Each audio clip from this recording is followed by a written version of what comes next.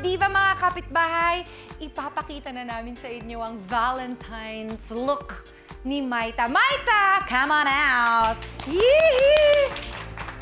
Nako, Maita, dapat may mapuntahan ka ngayon, ha? Sayang naman, ang ganda-ganda mo. O gusto mo mag-production number tayo? Naks! Uy, Maita, how do you like your Valentine look? Pretty nung feeling ko, ang girly-girly. Ang girly-girly. Bago tayo magluto, Maita, meron muna tayong inihandang special na game para sa'yo na ang mag-host. Ayan si Ryan, no?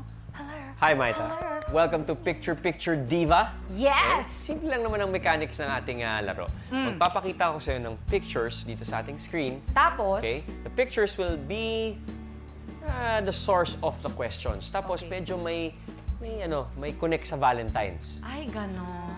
Alright? Maita? Are you ready? Alam kong maganda ka na, pero are you ready for our Picture Picture Diva? Yes, I'm ready. Okay, Maita, here we go. Picture number 1. Picture, picture, upload. Sa city na to, up north, nanggagaling ang karamihan sa mga bulaklak na pinapakyaw every Valentine's dito sa Manila. Ang tanong mo, anong city ito na binansagang summer capital of the Philippines? Baguio. Baguio. Sure ka na yan? Yes. Post na natin yan? Oo. Okay, post na natin yan. Maita, may kinalaman ba yung Baguio na yan sa iyong relationship with your jowa ever?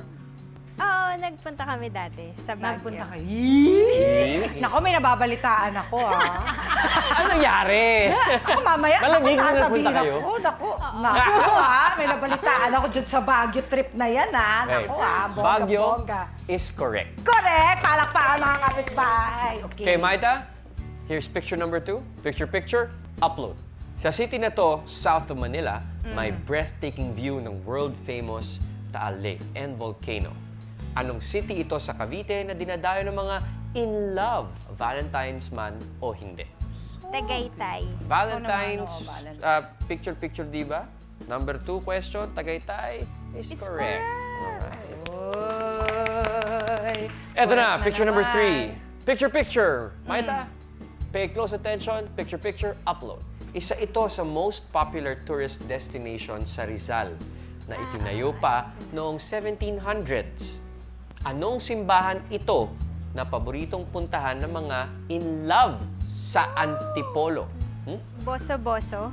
Sa Sinong- Boso-boso. Sino binusuhan mo? Buso-buso. Boso-boso. Boso-boso. Okay, kala ko- Pangalan ng ba? church, Buso-Buso Church. Boso-boso Church is correct. Malamig din dyan. Malamig din dyan. At saka ang chismis nga, nagpunta din sila dyang magjowa. Ano ba yan? Marami ako nakakalap na chismis. Ito mga chismosa kasi mga kapitbahay ko. Ewan ko ba? Maita, 3 out of 3 nakuha mo na. Yes. Eto pa. In fairness. Picture, picture, upload. Ay! Sino yan? Sino ba yan? Si Papa J. Si Papa J.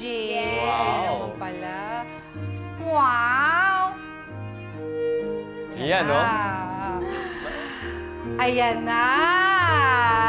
Hello! Seryoso ba yan? Oo, seryoso yan. Pinagplanuhan niya yan. Well, ginawa talaga namin to para sa'yo. And sana gawin ko to araw-araw ng umaga, hapon, at gabi nakasama ka. So, Uchi, friend toast mo na.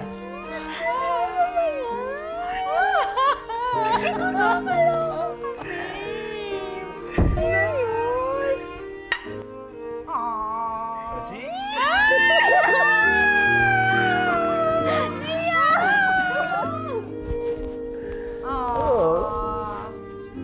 Teka muna, palakunin mo.